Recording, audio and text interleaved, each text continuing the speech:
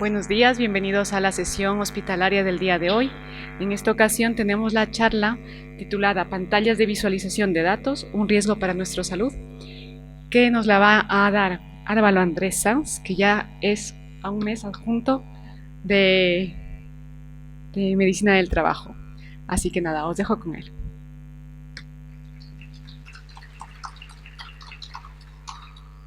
Bueno, muchas gracias. Bueno, buenos días a todos. Efectivamente, el título de mi presentación pues, se llama Pantallas de visualización de datos, un riesgo para la salud. Un poco mi objetivo de esta sesión es, bueno, debido al auge que hay del uso de pantallas de visualización de datos, que está como muy masificado y está muy integrado en nuestro día a día, pues evaluar si existen pues riesgos para nuestra salud derivado un poco del uso tanto prolongado como el mal uso de las mismas. Este es el índice que voy a utilizar para mi presentación. Pues primero os voy a exponer una breve introducción, posteriormente una serie de estadísticas, un poco para poner en contexto el problema que tenemos en la actualidad, también un poco legislación y normativa en materia laboral. Posteriormente pasaré un poco a lo que es el objetivo de esta sesión, de pasar a explicar los efectos en la salud que pueden tener el uso de las pantallas de visualización de datos. También una breve mención sobre el uso anticipado que existen también de las mismas. Y por último, medidas preventivas un poco para mitigar y para reducir lo máximo posible esos efectos, ¿no?, en la salud.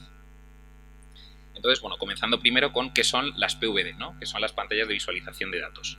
Existe un Real Decreto, que luego más adelante detallaré, que lo define de esta forma, ¿no? Es una pantalla alfanumérica o gráfica independientemente del método de representación visual utilizado, es decir, pues ya sean monitores, tablets, móviles, etc. Las pantallas al final pues están principalmente, bueno, en muchísimos sitios, pero en nuestro entorno sanitario también, ¿no? Estamos pues en un mundo completamente digitalizado en el que pues cada vez utilizamos pues más historias clínicas electrónicas, receta electrónica, radiología, telemedicina, formación online, etcétera, ¿no? Es decir, que están omnipresentes en la sociedad, ya no solo en el entorno laboral, sino en nuestro día a día.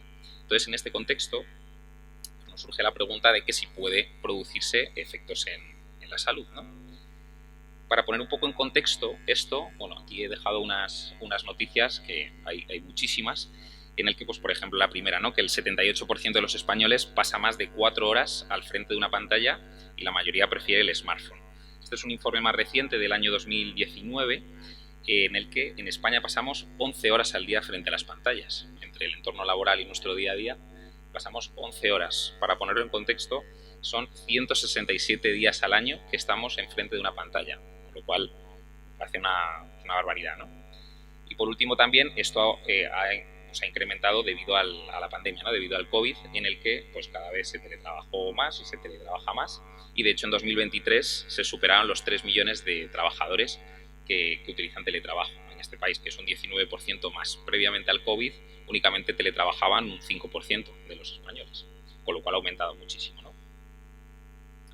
Entonces, antes de explicar los efectos sobre la salud derivados del uso de pantallas, pues es importante detenernos en la base legal que da sentido al uso del término de pantallas de visualización de datos, ¿no? Centrándonos en el entorno laboral, en el ámbito de la prevención de riesgos laborales y de la medicina del trabajo, hablamos de pantallas de visualización de datos porque se enmarca dentro de un protocolo específico de vigilancia de la salud del Ministerio de Sanidad, ¿no? Este protocolo pues, principalmente pues, tiene como objetivo pues, prevenir, identificar y valorar los posibles efectos en la salud que tienen las pantallas de visualización de datos, ¿no? En esta diapositiva podemos observar los diferentes protocolos que existen de vigilancia sanitaria dentro de la medicina del trabajo. Pues aquí tenemos, por ejemplo, la exposición a agentes biológicos, que es el principal riesgo aquí en el hospital, en el entorno sanitario, manipulación manual de cargas, posturas forzadas y, como señala la flecha, el protocolo de pantallas de visualización de datos. Existe un Real Decreto que regula el uso de las pantallas de visualización de datos, en el que se exponen las disposiciones mínimas de seguridad y salud que tiene que haber relativa al trabajo con equipos de pantallas de visualización de datos, ¿no? Este Real Decreto es aplicable a casi todos los trabajadores que utilizan las pantallas de visualización de datos, y aquí se reflejan pues, una serie de obligaciones del empresario, ¿no? Estas obligaciones del empresario pues, incluye adoptar medidas preventivas para que la utilización de pantallas de visualización de datos no suponga un riesgo en la seguridad o salud de los trabajadores. También tiene que evaluar los riesgos pues, visuales, físicos y de carga mental que suponen estas pantallas. y cumplir con las condiciones mínimas del puesto, que más adelante las detallaré. Por supuesto, también incluye la vigilancia de la salud, que es una parte de lo que nos dedicamos dentro del área sanitaria del Servicio de Prevención de Riesgos Laborales, tanto con la evaluación inicial y periódica, y también refleja pues, el derecho de los trabajadores a información y formación sobre riesgos y medidas preventivas, así como realizarlo antes del inicio del trabajo y ante cambios relevantes del mismo. Lo que os decía sobre las disposiciones mínimas del puesto de trabajo, pues en este Real Decreto se detallan, ¿no? Pues en cuanto al equipo, es decir, cómo tiene que ser la pantalla, el teclado, la mesa, superficie de trabajo, asiento de trabajo, entorno, pues espacio, ruido, calor, etcétera, y luego interconexión, conexión ordenador-persona, ¿no? Que esto es pues, la facilidad de su uso, la adaptación al software y que el sistema pues, sea ergonómico, ¿no? Lo más ergonómico posible.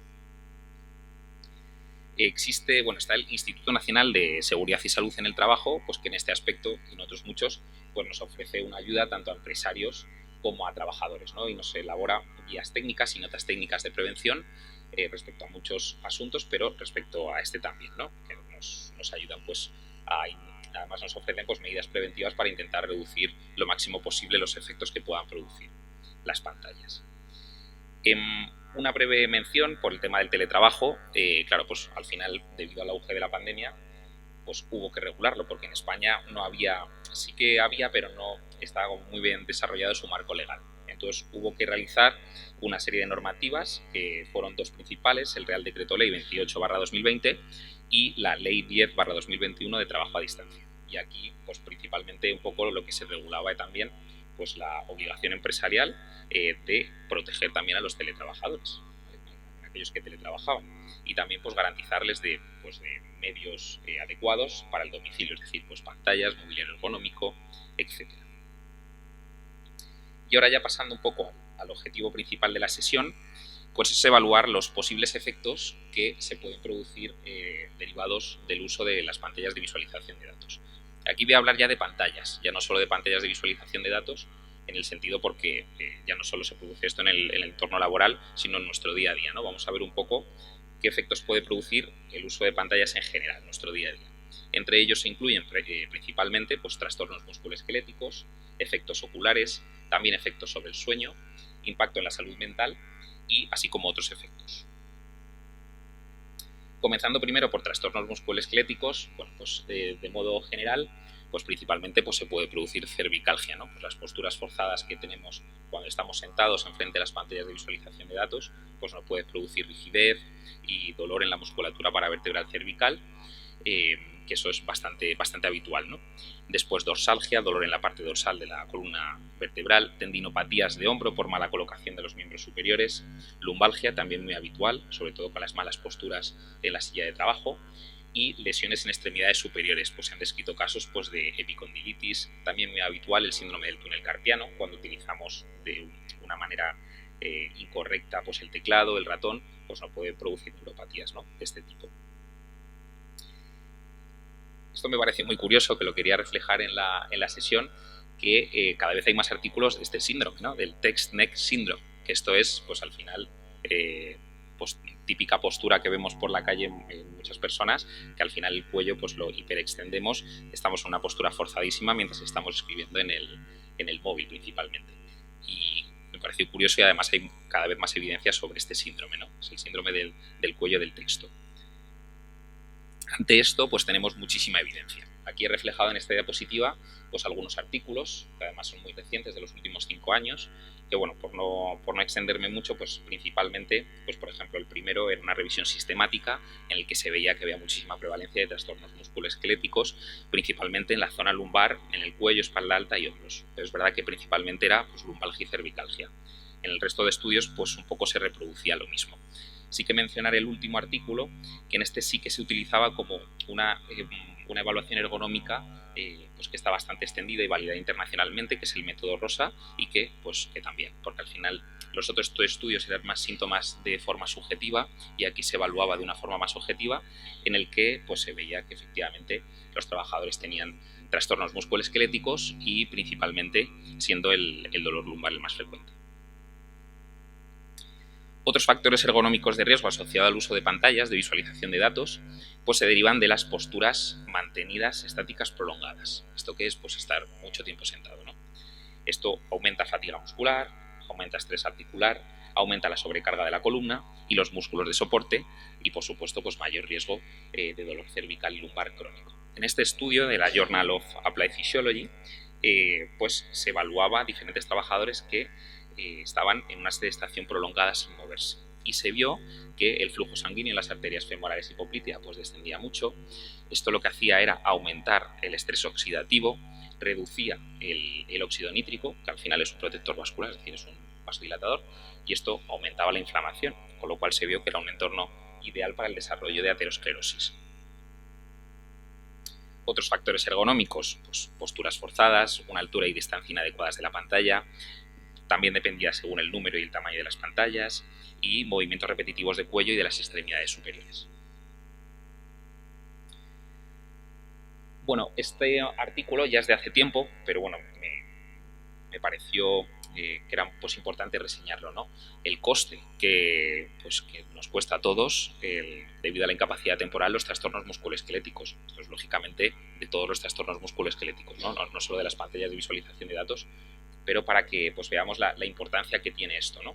En el año 2013, que fue este estudio, los trastornos musculoesqueléticos producían más de 39 millones de días de baja por incapacidad temporal, con un coste superior a 1.700 millones de euros. Esto encima es de muchísimos años, pero era un poco el estudio, pues, uno de los más actualizados a nivel nacional y pues, posiblemente a día de hoy pues, era mucho más, ¿no? Entonces, bueno, que no es baladí, ¿no? Todo el tema de los trastornos musculoesqueléticos asociados a pantallas, porque efectivamente pues pueden suponer una incapacidad temporal. Y ya no solo eso, sino también el tema del presentismo, pues que el presentismo laboral lo que significa es que trabajadores que tengan pues trastornos musculoesqueléticos vayan a trabajar pero no sean lo más productivo posible debido al dolor que presentan, aunque no causen baja, ¿no? Aunque no causen incapacidad temporal. Ahora, en cuanto a los efectos oculares, perdonad por la presentación porque se han borrado un poco los iconos. Uno de los síndromes que se pueden producir es el llamado síndrome visual informático, ¿no? En inglés el Computer Vision Syndrome. Esto al final es un conjunto de síntomas oculares un poco inespecíficos, pero que se asocian debido al uso prolongado de las pantallas. Los síntomas principales pues van a ser ojo seco, prurito, sensación de cuerpo extraño, lacrimeo, cefalea. Es como un conjunto de síntomas inespecíficos, pero que se producen por el uso de las pantallas. La fisiopatología pues, es multifactorial. Uno de los mecanismos que más está relacionado es la disminución en la frecuencia del parpadeo, que esto lo que hace pues, es aumentar la evaporación lacrimal y por lo tanto en último nos daña la superficie ocular. También existe un fenómeno de convergencia y de aumento de la fatiga acomodativa que nos va a producir visión borrosa, espasmos acomodativos e incluso se puede producir diplopia y un poco lo que hablábamos antes de esa postura inapropiada que puede dar lugar a dolor cervical, cefalea o tensión muscular. Aquí nada, reflejo un cuestionario que bueno, me pareció importante reflejarlo porque está hecho por unos investigadores españoles y es un cuestionario que está validado internacionalmente, que se llama el CVSQ, que es el cuestionario del síndrome visual informático, que se puede utilizar para evaluar el riesgo a que una persona desarrolle este síntoma, ¿no? Y luego, como voy a detallar más adelante, con el tema de que cada vez se utilizan antes, pues han tenido que hacer un cuestionario más individualizado a los adolescentes, que ahora mismo está en proyecto, que es del Instituto de Salud Carlos III y que se desarrollará y se publicará en los próximos meses.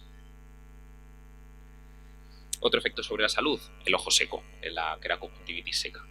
Esto pues al final es una patología ocular crónica, también multifactorial, que principalmente afecta a la córnea y a la conjuntiva y que está caracterizada por un descenso de la cantidad y de la calidad de la lágrima, ¿no? Que esto en última instancia pues nos va a producir daño en la superficie ocular. También pues síntomas variados, sequedad, ardor, fotofobia, sensación de cuerpo extraño, visión borrosa intermitente. La fisiopatología asociada pues también es un poco similar a la previa. Se vio un estudio en el que la frecuencia de parpadeo cuando estamos ante pantallas de visualización de datos disminuye mucho. Fijaros que casi a más de la mitad, es decir, baja de 18 parpadeos por minuto a 7, con lo cual esto nos va a producir pues, el mismo mecanismo que previamente explicaba. También van a aumentar los parpadeos incompletos, la evaporación lacrimal, que esto nos va a producir sequedad corneal, es decir, que todo esto pues, es un ciclo vicioso, ¿no?, que nos va a producir y nos va a aumentar la probabilidad de tener ojo seco. En cuanto a la miopía, se ha realizado un metaanálisis, además es muy reciente, creo que es de febrero, sí, de febrero del 2025, de este año, que además fue publicado en JAMA. Entonces aquí lo que hacían era pues relacionar el tiempo que pasamos en las pantallas con el desarrollo de la miopía. Este es el metaanálisis de más calidad que se ha hecho hasta el momento respecto a este tema, además es muy reciente, y estas son un poco las conclusiones que llegaban. Cada hora diaria adicional de uso de pantallas aumenta el riesgo de miopía en un 21%. También se vio que el riesgo crece rápidamente entre 1 y 4 horas de pantalla por día, y luego es verdad que se incrementaba más lentamente. La relación muestra una curva sigmoidal en el que se decía que durante la primera hora de uso de estas pantallas de visualización de datos pues era seguro, ¿no? Se sugería como que era un umbral seguro dentro de la primera hora, y luego posteriormente a partir de la primera hora de uso ya comenzaba más el riesgo. También el efecto se confirmó en todos los grupos de edad y además en distintas regiones del mundo, y todavía era mayor pues cuando el uso era combinado, es decir, cuando utilizábamos tablet, móvil, ordenador.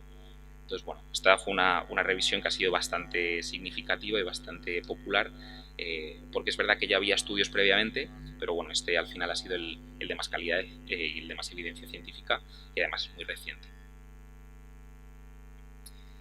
En cuanto a la retinopatía por luz azul, hay diversos estudios, pero sí que es verdad que no existe una evidencia sólida suficiente el que la luz azul de las pantallas que utilizamos en nuestro día a día pueda producir retinopatía. Es verdad que se está estudiando mucho, pero bueno, a día de hoy no existe una evidencia científica sólida. Y luego pues también se pueden producir anomalías acomodativas y de convergencia. Pues se han descrito pues fenómenos de diplopia, estrabismo, visión doble, en cuanto al mal uso de las pantallas, principalmente por el exceso de la visión cercana. Ahora, en cuanto a efectos sobre el sueño. No es objetivo de esta sesión, pero sabemos que el sueño es fundamental para múltiples procesos en el organismo del ser humano, y bueno, por supuesto que el uso de las pantallas de visualización de datos pues también tiene un efecto en el sueño. ¿En qué? Pues tanto en la calidad como en la cantidad del sueño, ¿vale? Se hizo un estudio, que lo reflejo también aquí en la diapositiva, en una cohorte de más de 120.000 personas, en el que el uso de pantallas una hora antes de dormir aumentó en un 33% la prevalencia de mala calidad del sueño. También afecta en cuanto a la arquitectura del sueño. Se ha visto que disminuye el tiempo en las fases profundas del sueño, en la fase N3. Esto aumenta la fragmentación del sueño. Se hizo un estudio también muy curioso en el que comparaban aquellos que leían en la hora antes de dormir con filtro de luz azul, es decir, pues hay móviles que puedes quitar la luz azul y que se pone una pantalla como más cálida, evitando la luz azul, y en aquellos que leían con luz azul. Y también se vio que en aquellos que no utilizaban el filtro se reducía significativamente el tiempo de sueño profundo en adultos jóvenes durante la primera parte de la noche. ¿Esto por qué se produce? Bueno, principalmente porque la luz de las pantallas LED lo que hace es reducir la liberación de melatonina. Sabemos que la melatonina pues disminuye la latencia del sueño, nos permite conciliar el sueño, y esto lo que hace es que el uso de las pantallas, principalmente por esa luz azul, retrasa la liberación de la melatonina. También pues por el propio uso, principalmente pues de redes sociales, juegos, etcétera, es un contenido muy dinámico que nos hace estar más alerta y también nos va a dificultar la conciliación del sueño.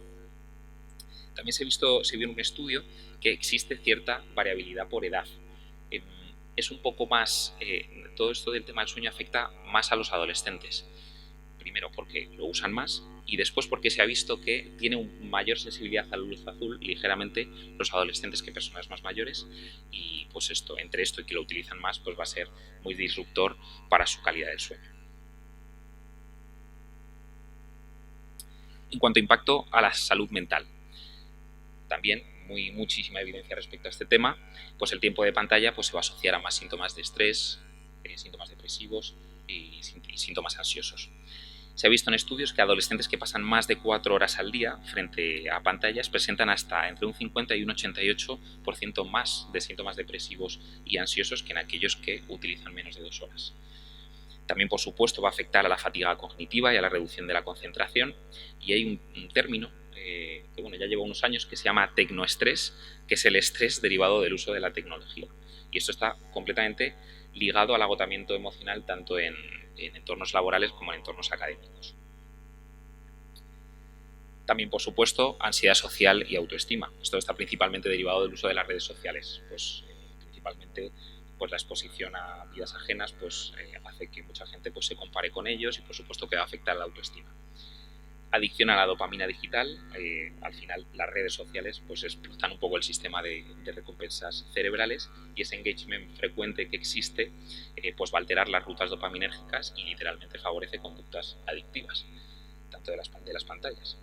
Y luego hay un término que también está muy en nuestro día a día, que es el FOMO, que no sé si lo habéis escuchado, que es el Fear of Missing Out, que significa el miedo a perderse algo. Que esto es una ansiedad social relacionada al temor de perder experiencias importantes en las redes sociales. Y esto lo que nos hace es impulsar la revisión compulsiva de las redes sociales.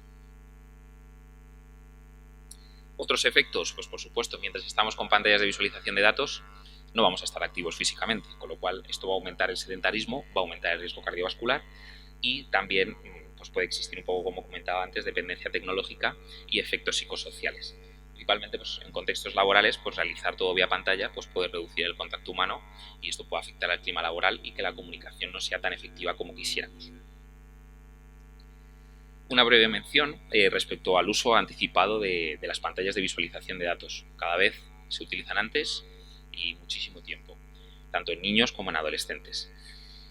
La OMS y la Asociación Española de Pediatría ha elaborado una serie de recomendaciones, ¿no? La OMS nos dice que no exponer a pantallas a los niños menores de 2 años, que entre 2 y 4 años máximo 1 hora diaria de actividades sedentarias frente a la pantalla, y escolares y adolescentes limitar el uso recreativo a no más de 2 horas al día. La Asociación Española de Pediatría también coincide en estas recomendaciones en prevenir la exposición lo máximo posible en edades tempranas y elaboró la estrategia 0 pantallas, que esto es 0 pantallas hasta los 6 años de edad. Después de los 6 años a los 12 años, máximo 1 hora diaria, y de los 13 a los 16, máximo 2 horas diarias. ¿Esto por qué? ¿Por qué es así? Bueno, principalmente porque se ha visto que la exposición temprana en los niños a pantallas de visualización de datos o pantallas en general antes de los 2 años ha ligado con retrasos en el desarrollo del lenguaje, problemas de atención e incluso rasgos del espectro autista.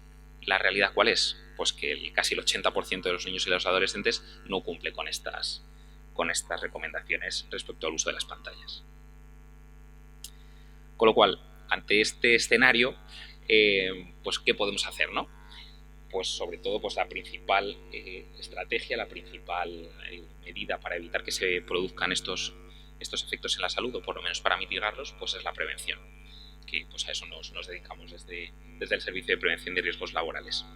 Para ello, hay bastantes medidas preventivas. El primero, es un buen diseño ergonómico, un poco lo que comentaba antes. Esto está basado en el Real Decreto que he expuesto anteriormente, y en el que nos dice cómo tiene que ser un poco el sitio de trabajo. Existe una nota técnica de prevención que está basada en este Real Decreto del Instituto Nacional de Seguridad y Salud en el Trabajo, que previamente se llamaba Instituto Nacional de Seguridad y Higiene en el Trabajo, por eso pone ahí ese título, que nos ayuda un poco en cómo realizar ese diseño ergonómico. Para no extenderme, lo he puesto en la diapositiva un poco cuáles serían las recomendaciones.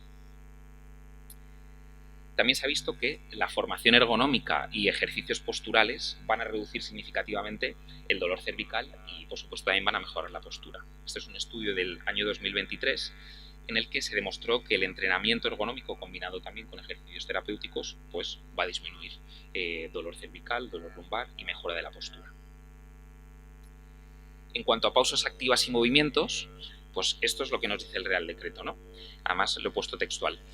En particular, deberá reducir la duración máxima de trabajo continuado en pantalla, organizando la actividad diaria de forma que esta tarea se alterne con otras o estableciendo las pausas necesarias cuando la alternancia de tareas no sea posible o no baste para disminuir el riesgo suficientemente. ¿Esto qué quiere decir? Al final tenemos que intentar cambiar de postura y realizar alguna serie de ejercicios, ¿no? En algunas pausas intentar levantarnos, no estar en una sedestación prolongada, estirarnos, ejercicios suaves, ya no solo de cuello, sino de brazos, espalda, y caminar cada cierto tiempo. Eso nos va a venir fenomenal, ¿no? Luego voy a desarrollar un estudio en el que nos dice acerca de esto. Esto es un estudio que también me pareció muy, muy bueno, en el que se evaluaban en trabajadores de oficina, que al final están continuamente sentados, se evaluaron los efectos de las pausas activas y los cambios posturales en la prevención, y en la aparición de dolor cervical y lumbar. Y se vio que pues, evitaba la recurrencia de dolor cervical y lumbar, y así como evitaba la nueva aparición tanto de dolor cervical como de dolor lumbar, con lo cual sugiere que las pausas activas y los cambios posturales pues, pueden ser medidas efectivas pues, para reducir la recurrencia y la aparición de este tipo de dolor. Otro estudio también muy bueno respecto a este tema se realizó en adultos jóvenes de 24 años de edad de media, en el que mostró que interrumpir un periodo de 8 horas de sedentarismo cada 30 minutos, además lo evaluaban de dos formas diferentes, una era andando 2 minutos o levantándonos y sentándonos 15 veces seguidas de la silla, reducía significativamente los niveles de insulina postprandial. En aquellos que andaban 2 minutos cada media hora durante las 8 horas de trabajo, reducían esa insulina postprandial en un 29%, y se reducía un 37% el levantarse y sentarse de la silla.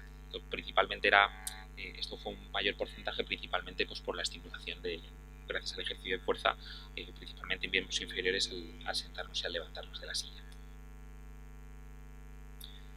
Otro estudio también respecto a esto, al final hay muchísima evidencia, eran los llamados snacks de ejercicio, que también me parece muy curioso, en el que se definen como breves periodos de actividad física vigorosa de menos de 1 minuto que se pueden hacer a lo largo del día, incluyendo la jornada laboral. Esto principalmente que era pues, subir escaleras, sentadillas rápidas, también en la bicicleta, aunque eso en el entorno laboral no es más complicado, y que se vio efectivamente que estos ejercicios pues, mejoran la capacidad cardiorrespiratoria del rendimiento físico. En cuanto a recomendaciones visuales, pues por supuesto también la distancia de la pantalla, poner un poco de distancia visual y ponernos la pantalla un poco según lo que nos dice en el Real Decreto, unos 40, 70, 75 centímetros. Descansos visuales, que es seguir la regla del 20-20-20, que no sé si la habréis oído, que esto consiste en que cada 20 minutos, durante 20 segundos, mirar a 6 metros. Se llama 20-20-20 porque son 20 pies. La regla viene de Estados Unidos, que son aproximadamente 6 metros. Entonces, cada 20 minutos, intentar pararnos, mirar a 20 metros de distancia para pues, evitar que no se produzcan efectos en nuestra salud ocular durante 20 segundos. También el parpadeo consciente. Como hemos dicho anteriormente, se reduce mucho la frecuencia del parpadeo con el uso de las pantallas de visualización de datos, pues intentar parpadear conscientemente mientras las estamos utilizando. Por supuesto que haya una iluminación y un contraste adecuados, que la configuración de la pantalla sea correcta, que haya muy buena iluminación ambiental, el uso de lágrimas artificiales si fuera necesarios, nuestras revisiones oftalmológicas periódicas. Otro tema también controvertido es el tema de las gafas con filtro de luz azul. Esto además es bastante habitual pues, en trabajadores principalmente que están pues, de oficina, que están mucho con pantallas. Y hace 2 años la revista Cochrane hizo una revisión que también ha sido como con la más evidencia científica hasta el momento, en el que utilizaban 17 ensayos controlados aleatorizados de la mejor evidencia. Y la verdad es que la conclusión me sorprendió porque fue bastante clara, ¿no? Aquí nos dice que las gafas con filtro de luz azul probablemente no tienen ningún efecto sobre la fatiga visual, la salud ocular y la calidad del sueño.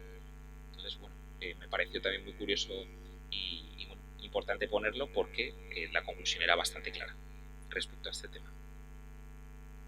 En cuanto al sueño, pues bueno, principalmente pues intentar evitarlo, ¿no? Es decir, limitar el uso de las pantallas, principalmente en la hora o en las 2 horas antes de acostarnos, y por supuesto pues también de esto tenemos muchísima evidencia. En un estudio controlado concluye que dejar que el smartphone al menos 1 hora antes de acostarse va a prevenir los efectos adversos sobre la melatonina y las fases profundas del sueño. Si las tenemos que utilizar, pues intentar quitar ese filtro de luz azul que tiene las pantallas. Bueno, es un iPhone, en Android también existe me consta que existe esta modalidad.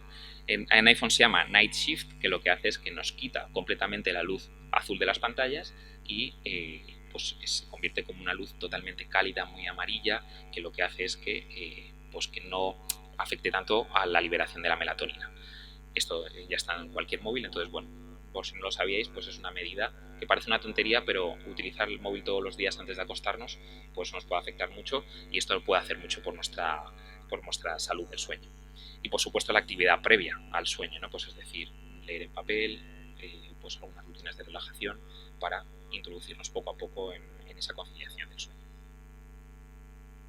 En cuanto a la salud mental, pues principalmente un poco la misma línea, ¿no? Reducir el uso de las pantallas, establecer horarios de desconexión digital, promover las pausas en aquellos trabajadores pues, que a lo mejor pasen muchas horas con las pantallas pues para interaccionar socialmente, reducir las notificaciones innecesarias, un poco gestión del estrés en torno a este tema. Nosotros aquí en el hospital, en la intranet, en nuestra parte de prevención de riesgos laborales, que es el icono que señalo con esa flecha, tenemos también información acerca de esto. Al final, una vez que os metéis en esta carpeta, al final tenéis una carpeta que se titula Usuarios de pantallas de visualización de datos, en el que aquí también tenéis pues, mucha información. Real Decreto, recomendaciones para el trabajo, síndrome del túnel carpiano, pues una serie de recomendaciones respecto a todo lo que acabo de explicar. Y nada más, muchísimas gracias.